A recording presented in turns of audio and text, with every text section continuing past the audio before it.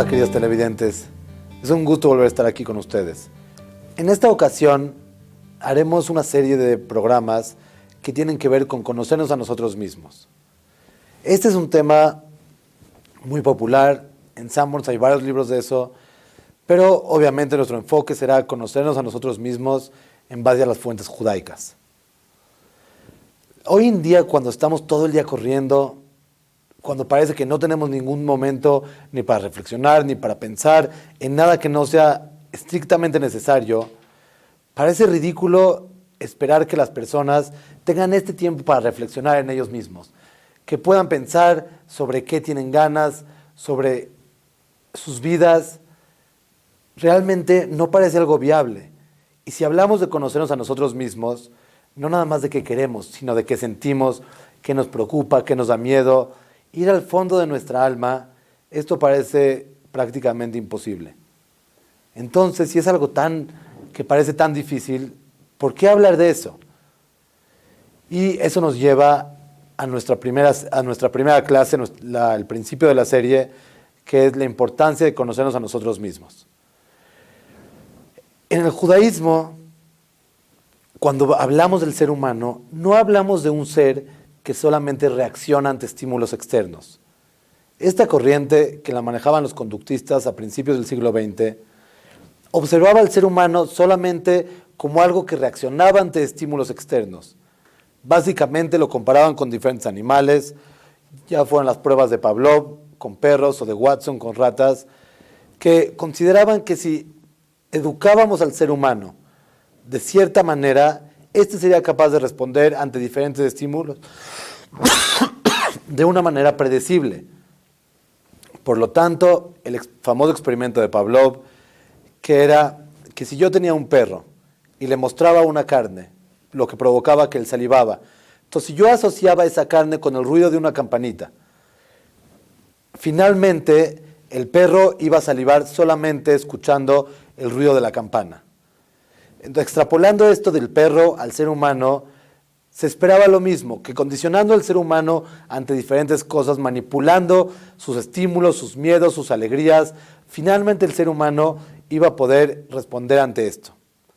Obviamente, las corrientes psicológicas que nacieron en la mitad del siglo fueron desechando estos conceptos porque se entendía que el ser humano era mucho más allá de un condicionamiento y una cuestión de estímulos eléctricos que funcionaban en el cerebro, sino que entendían que el ser humano era todo un ente, pero sin embargo no podían explicar qué era esto. Finalmente, la corriente humanista, que fue una de las últimas corrientes que surge en la psicología, viene a rescatar esta esencia humana, estos sentimientos, pensamientos, todo lo que nos hace humano, sin importar si lo podemos nombrar o no. Claramente, cuando nosotros nos relacionamos con un ser humano, nos relacionamos con nosotros mismos, entendemos que este ser está lleno de pensamientos, está lleno de inquietudes, de emociones, de miedos y de construcciones psicológicas y espirituales que son difíciles de describir, pero esa dificultad es lo que hace tan grande al ser humano, es lo que lo hace tan profundo, porque cada cosa y cada experiencia que vamos teniendo a lo largo de nuestra vida es lo que nos enriquece y nos hace como seres humanos.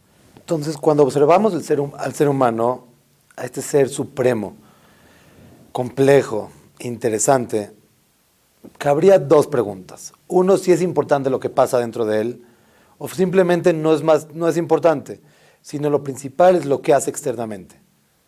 Y eso es lo que nos habla la sociedad occidental. Nos habla de crear, de construir, de arreglar, inclusive altruísticamente. Pero la mayoría de nuestros actos no están dirigidos hacia una vida interna, sino hacia una vida externa.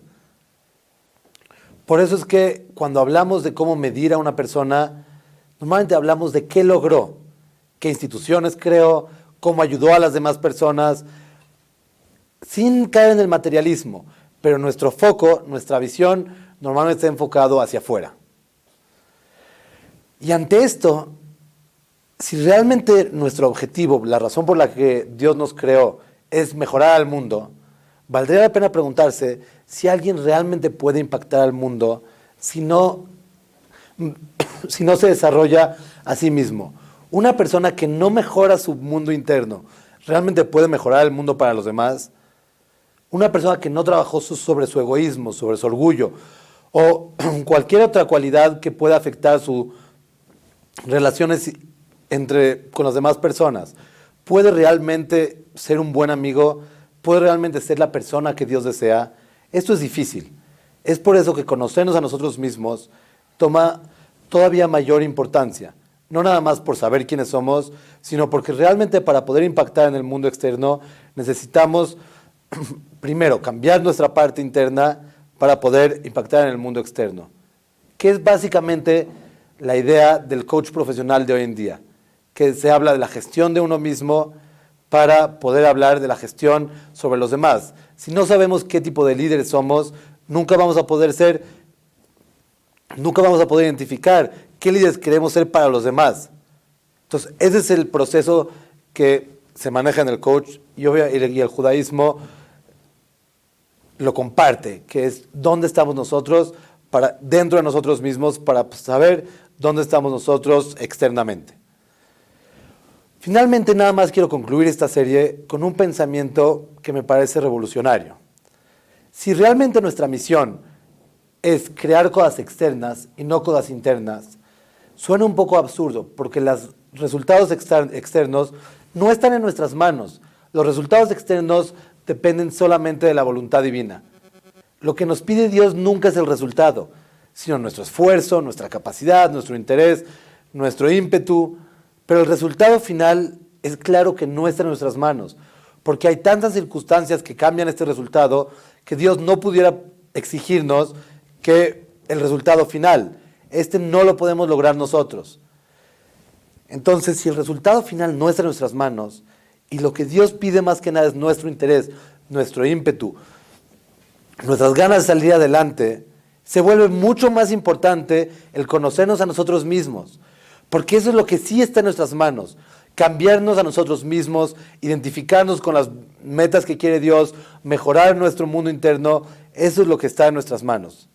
Es por eso que esta serie que vamos a dedicar, basados en el libro Alei Shur de Ravolve, el cual tiene una parte del libro, un shar, un capítulo importante dedicado al conocimiento personal, porque como él dice, no existe una persona que pueda servir a Dios sin conocerse a sí mismo. Y es por eso que le da esta importancia a este tema, que da algunos pasos prácticos, pero antes que llegar a la parte práctica, dedica varios capítulos, varias secciones, en establecer cuáles son las directrices del ser humano, cuáles son los temas en general que tenemos que entender para poder analizar al ser humano, y esas son las que analizaremos en las próximas series. Muchas gracias.